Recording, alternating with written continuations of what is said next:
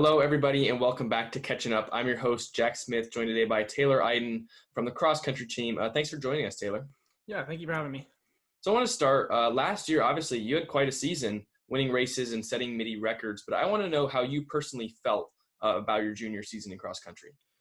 That was something I'm really proud of because running is something I've always been like. I was really new to running when I came to Mitty, and I had never really ran before. And Coach Grubb really meticulously worked with me through my training that season, and we had our goals, we had them set, and we both knew that we were able to achieve them. But all of it is from him. He has been like my mentor, my guider. He has given me the motivation and the skills to accomplish that, and I'm really grateful for it. And obviously winning feels awesome, but it's a lot better when you have your entire team there for you. And it was just such a great feeling. What led you to pick up running once you got to Mitty? You know, I did football freshman year, which not many people know. But my friend Connor Chansey, he was in my Spanish class freshman year, and he was like, "Oh, you should come out to track. You should come out to track." And I was like, "Okay, I guess I'll do it." And I kind of went out on a limb freshman year to track season, and it just really took off from there. I mean, I guess we have Connor to thank for all your success, but going back to Coach Grubb, how was he there for you, throughout the beginning of your process, and how did that relationship start to form? Yeah, so we were both when we met each other, we were both really uncertain about where this was going to go, and he is really good with all of his athletes. He is meticulous with everyone. He gives attention to all the athletes just around the entire team. And so we were really uncertain, and once races started during that track season, he's like, "Oh, okay, he can really do something with this." And so it was just really cool to see how his training pays off, and he takes his time and he really works it into you, and I'm really grateful for that.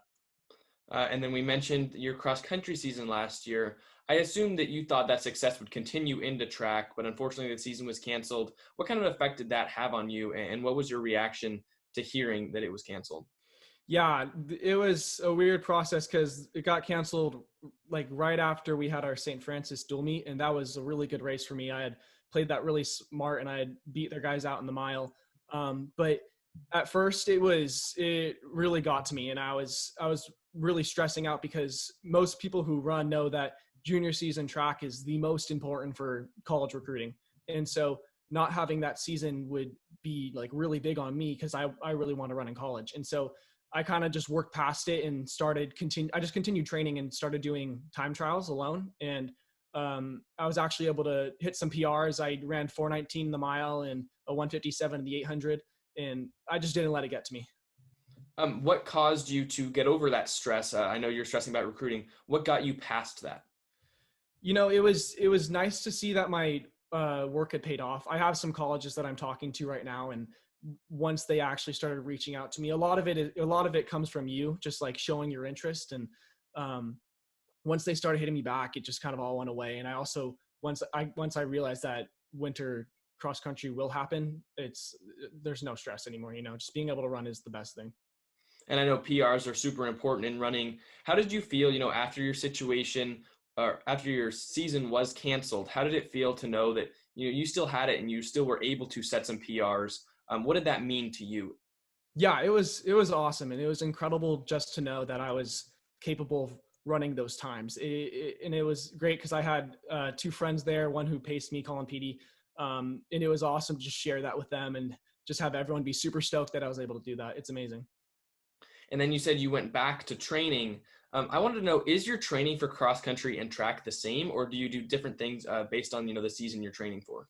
Yeah, they're a little different. For cross country, you mainly focus on your aerobic capacity, which is just like your endurance, just a long distance. So you're running a lot more miles. So for cross country, we'll say I'll reach like 50 miles weekly, and that all adds up to in that week. And then for track, it's a lot more anaerobic. So you're doing more speed work.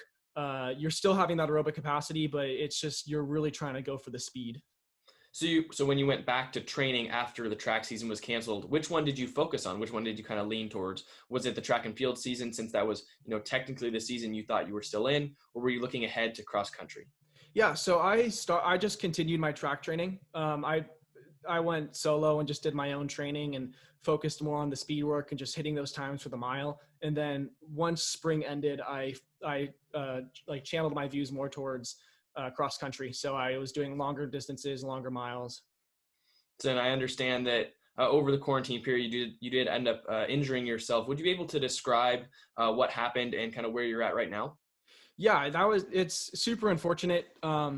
My summer training was going really well. I was starting to build up my mileage, and then I just had a really spontaneous tendon strain, and it's been a really persistent injury. It's been 3 months, and it's just kept me from running, and which is like the thing I love the most. And it's really been like an emotional journey for me because I've never been injured like this, and not being able to do my favorite thing is really hard. How have you coped with that, losing the biggest thing you love? What have you been able to do on the side to make up for that? It gives me more time to focus on schoolwork, and I'll do different workouts that aren't running, and that really gets my mind off of it. And then kind of moving on to this season, first of all, getting away from this injury, do you expect to be able to run soon? And what are you able to do to kind of get past that? And then what do you expect for yourself this season? Yeah, so me and my doctor, we started a different therapy, and it's really working. It's basically just re-injuring my tendon, so the healing process will restart. And so once I get back into running, I'm gonna build a good base for cross country, and then really focus on that. And then from there, I'm just planning to race and just do the best I can, and hopefully break some more records and get some good placement in CCS. Do you have any specific goals personally or as a team for this cross country season? You know, team wise, I think we have a really good group of guys, and I think we could do something special this year. We'll see what happens. Personally, I would love to just get more PRs and really just race, because something that Grubb has also taught me is racing isn't about the time. It's something that I would get distracted by, like, oh, I need to run this time, I need to do this split, but I just want to go out there, race, get some competitions, and the times will follow. And I want to bring this all the way back to your love for running. What is it about running that you love so much? I don't know how to answer that. It's most people look at me and they're like, why would you do that? It's the worst thing in the world. Like who wants to run? I don't know. It's just something about it. It feels good. It just gives me a lot of joy. And I just love finishing a race or finishing a hard workout and just being like, wow, I'm capable of that. And it's really crazy to see what you can push your body to do. No, I hate to say it. I guess I am one of those people, and maybe I'd like running a lot more if I were as fast as you. But bringing it back to college now, I know you said you want to run in college. Where are you at with that? And what strides do you think you can take this season in order to make that happen? We'll see in the near future. Hopefully there'll be an update that comes out, and then more people can be informed on that. And then I want to finish this off. We asked everyone the same question. Is there anything you want to touch on at the end? Anyone you want to focus on or talk about before we wrap this episode up? Yeah, I would just really like to bring it back to Coach Grubb. I would not be where I am today without him, and he's been an awesome support for me, and he's an incredible coach, and I really appreciate him. Yeah, we owe him and Connor Chansey a huge thank you for getting you on the track, getting you at the meets. And I just want to thank you again for coming in, catching up with us, Taylor. Yeah, thanks for having me. This was awesome.